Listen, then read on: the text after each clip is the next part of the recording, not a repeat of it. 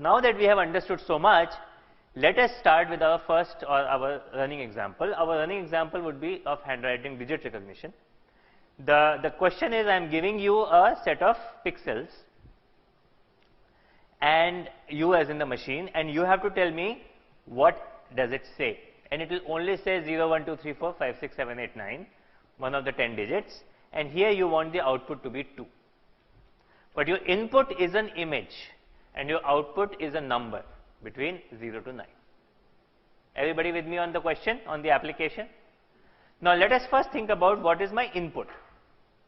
Let's say I am giving you a 16 cross 16 bit vector. Just to simplify things. So orange here means black. So either my pixel is white or it's black, and my output, right, so we have 256 inputs. Each input is 0, 1. So we can think of it as a vector of inputs. Okay. So my input is x1, x2 up to x256. And each xi corresponds to a particular pixel, and right, if there is ink 1, if there is no ink 0, and my output, and now this is going to be interesting, we want a single number out, but that might be hard for a neural network. So what we will do is we will say, give me 10 outputs. Independently tell me, not independently, but tell me whether it is a number or digit 1 or not, whether it is a digit 2 or not, whether it is a digit 9 or not. Okay. And because the neural network will make somewhat like an approximate prediction, it will not be sure that it is number 2 or it is number digit 3 or it is digit 5, it will give me some probability distribution over all the possible outputs. So basically think of y1 to y10 as the confidence that the input is the digit whatever I. Everybody with me on the modeling so far? So the input was an image, 0, 1 image, 256 dimensional because it's a 16 cross 16 image. The output, we want a single digit out, but the neural network will find it hard. So we say, give me 10 digits out, tell me whether it is digit 0 or digit 1 or digit 2 or not. But it can't give me 0, 1 answer, it will give me a number between 0 and 1, it will give me a probabilistic answer. So we said, okay, fine, give me just the probability distribution. I am okay with that, I will manage with that. Okay. So for example, one probability distribution could be, the output would be, okay, I think it is 1 with probability 0.1, I think it's 0 with probability 0.2, and I think it's 2 with probability 0.7. And we can deal with this, right? Because we know that it's the most likely prediction is 2, so we'll say, this is 2. This is what my neural network is saying. Okay. So this would be my final answer to the problem. Okay. And so now the most interesting part for us is how do we build this middle blue box? How do we build the machine box which can take this input and give me the output? And of course using neural networks, because that's what we have been working on. And this is a famous problem of handwriting digit recognition. Now, if you think about it, can we cast it as a function? That maybe the machine wants to represent a function. If it has to represent a function, it would represent a function from what input to what input? What is the input dimensionality? 256. What is the output dimensionality? 10. So we want to learn a function that goes from a 256 dimensional input to a 10 dimensional input. And technically the 256 dimensional input is a Boolean input and the output is a probability distribution, so not all outputs are valid, like 1, 1, 1, 1, 1 is not allowed, but we will add that as constraints to the network and not worry about it. So for now, so neural networks typically work in the real space, right? Even in complex space sometimes. They can be complex neural networks. Not about complexity of the network, but actually each number is a complex number. But again, we will not talk about it. Most neural networks take input in the real space and take output in the real space. So we always think about how do we convert our input to a real space and how do we convert their output to the actual space that is needed. Okay. And what is going to happen is that this function f is the function that will be represented by a neural network. Okay. And how would it be represented? Well, the same idea. We will put all the inputs into a neuron. The neuron will have weights, and it will have some non-linearity, and then it will send signal out, and then there will be another neuron, and so on and so forth. So it will be exactly that.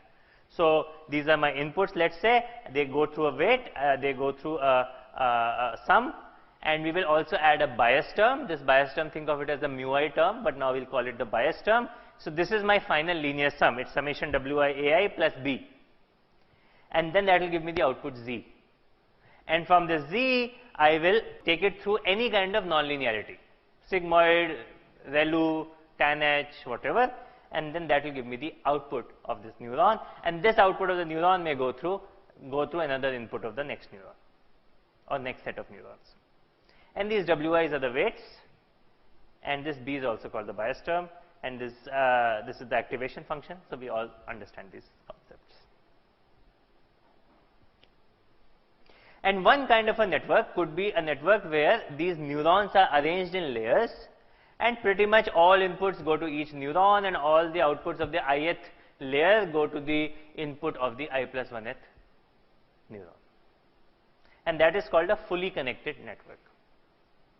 Fully connected feed forward network. Feed forward means that I take the input and I feed it forward and some output comes out. These are just terms that people have coined. But basically, it just means a multi-layer perceptron where every output from the previous layer goes to every input of the next layer. But there will always be an input layer and there will always be an output layer. So don't forget these. These are very important, right?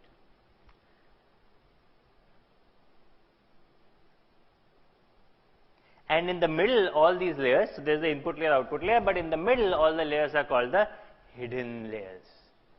And the reason they are called hidden layers is because, not because they are hidden from the human, but because human has no understanding of what is going on internally. Right? Human knows the input layer, you can observe the image. Human knows the output layer, you can figure out what the neural network said. But in the middle, what does each neuron do? We don't know. And in fact, if you had to figure out what is a particular image, which digit is it, what intuitions will you use? What intuitions will you use? You will identify the basic shape structures. What is the basic shape structure?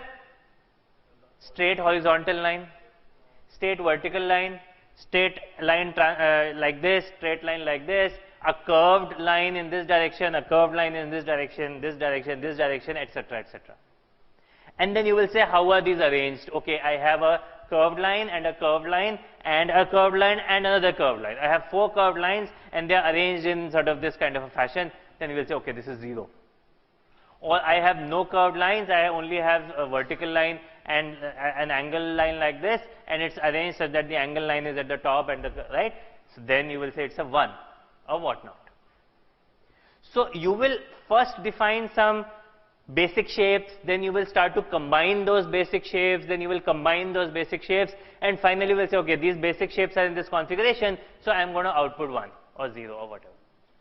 So internally, what am I saying? I am saying that there is the first step of identifying the smallest shapes and then identifying the slightly bigger shapes and the bigger shapes and the bigger shapes, and that can be arranged in a sort of a sequential fashion, and you can imagine that the neural network layer 1 is sort of doing the very basic shape and layer 2 is doing slightly stronger shapes and layer L-1 is doing sort of the full picture, right? Again, what is the neural network doing? We don't know. But intuitively, this is what it might be doing, right? Yes. So once we know the weights of each link, then we can give the function explicitly of what a neuron is doing. So the question is that Jay asked, if I know all the weights, can I go inside and figure out what is it that each neuron is doing? And technically the answer is yes. We can figure out what function that neuron is representing, but that function in the middle will be a function of all the neurons in the previous layer, which will be a function of all the neurons in the previous layer. Because of all this complication, it will be very hard for us to understand the middle neuron independently. Technically, you can compute that function, right? And what is a deep network? Deep learning? Nothing. It's just too many layers. That's it. That's the definition of deep. If I give you one layer, I will not call it anything interesting. If I give you 2 layers, it is universally approximable, but approximator, but it's not deep network. If I give you 100 layers, absolutely, it's a deep network. It is said that the number of zeros in your salary is a function of the number of layers of neural networks that you have been able to train. And this is, it's also a joke, but there is half truth in there. So if you are able to train a 100-layer neural network, then $1 million haven't gone anywhere. I'm talking dollars, by the way. If you can say that I trained a 100-layer neural network from scratch without using other codes and just taking it and downloading and solving, no. You put in the effort to train it. $1 million haven't gone anywhere. You will easily get $1 million salary today. Maybe not 5 years from now, but at least today.